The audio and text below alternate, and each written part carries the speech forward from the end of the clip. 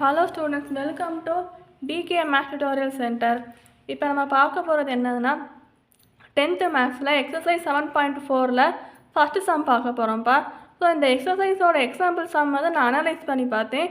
So பார்த்து ரொம்ப ஈஸியான சம் தான். அதாவது இந்த எக்ஸசைஸ் பொறுத்தவரை என்ன மாடல் சம் வரும்னு சொல்கிறேன். ஒரு ஸ்பியர் இருக்குது. இப்போ ஒரு ஸ்பியர் இருக்குது. அந்த ஸ்பியரை வந்து மெல்ட் பண்ணால் ஒரு பெரிய ஸ்பியர் இருக்குது. அதை மெல்ட் பண்ணால் குட்டி குட்டி ஸ்பியர்ஸாக எவ்வளோ ஸ்பியர் பண்ணலாம் அந்த மாதிரி தான் சம் வரும். பட் அந்த ஒரு பெரிய ஸ்பியரு குட்டி குட்டி ஸ்பியர்ஸாக மெல்ட் பண்ணும்போது வால்யூம் எதுவுமே சேஞ்ச் ஆகாது. அந்த பெரிய ஸ்பியரோட வால்யூம் என்னவோ அந்த ஸ்மாலாக பண்ண ஸ்பியர்ஸோட வால்யூமும் ரெண்டுமே ஒன்றா தான் இருக்கணும் அப்படிங்கிற கண்டிஷன் வந்து இதில் வந்து கொடுத்துருக்காங்க.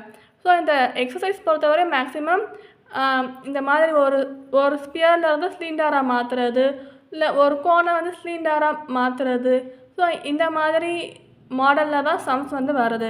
ஸோ சம்ஸ் எப்படி பண்ணலாம்னு பார்க்கலாம். இப்போ நம்ம ஃபஸ்ட் சம் பார்ப்போம்.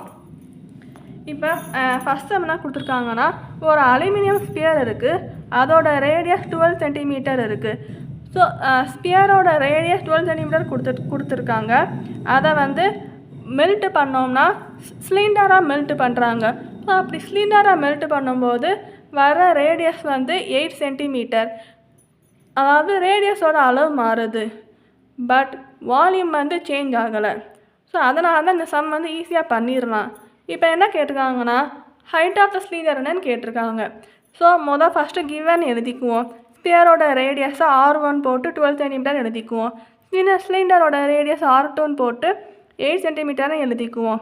இப்போ சிலிண்டரோட ஹைட் வந்து H2 போட்டு அது வந்து கொஸ்டின் மார்க் பண்ணிடுவோம். இப்போ volume of the cylinder is equal to volume of the ஸ்பியர்னு இந்த ஃபார்மில் நம்ம எழுதணும். ஏன்னா மேக்ஸிமம் இந்த எக்ஸசைஸில் பொறுத்தவரை வால்யூம் வந்து சேஞ்ச் ஆகாமல் இருக்கும். ஸோ அதனால தான் சம் வந்து 2 வால்யூமை ஈக்குவல்னு போட்டு எழுதுகிறோம். இங்கே வால்யூம் எந்த சேஞ்சும் வால்யூம் வந்து சேஞ்ச் ஆகுது அப்படின்னு எதுவும் கொடுக்கல. ஸோ அப்படி கொடுக்காத வரை நம்ம தாராளமாக எழுதிக்கலாம். வால்யூமும் சிலிண்டரோட வால்யூமும் ஸ்பியரோட வால்யூமும் ஒன்றுன்னு.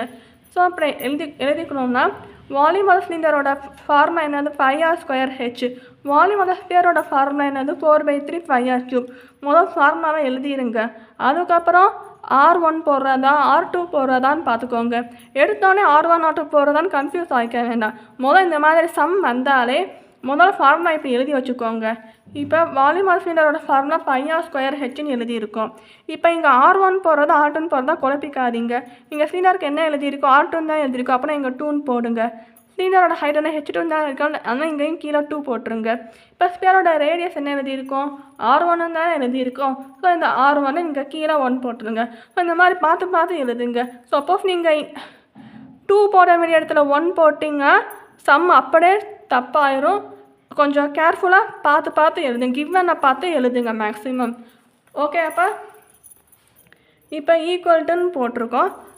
ஓகே, இப்போ ஈக்குவல்ட்டுன்னு போட்டனால இப்போ என்ன ஆகும், இந்த 5யும் இந்த 5யும் கேன்சல் ஆயிரும். அதே மாதிரி இப்போ ரிமைனிங் என்ன இருக்குது, R2² இருக்குது. R2ஓட வேல்யூ என்னப்பா 8. அப்போனா 8² போட்டு இன்டோன் போட்டு H2 தான் கண்டுபிடிக்கணும் நம்ம. ஸோ H2ன்னு எழுதிடுங்க.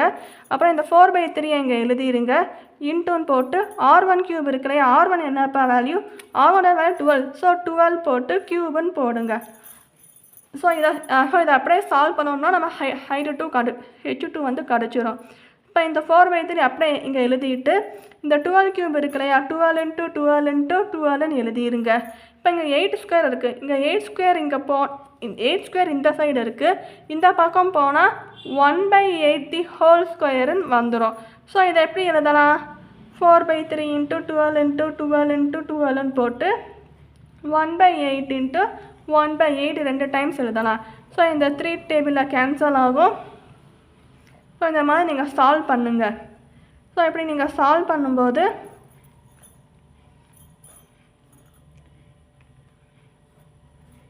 இந்த மாதிரி நீங்கள் சால்வ் பண்ணிங்கன்னா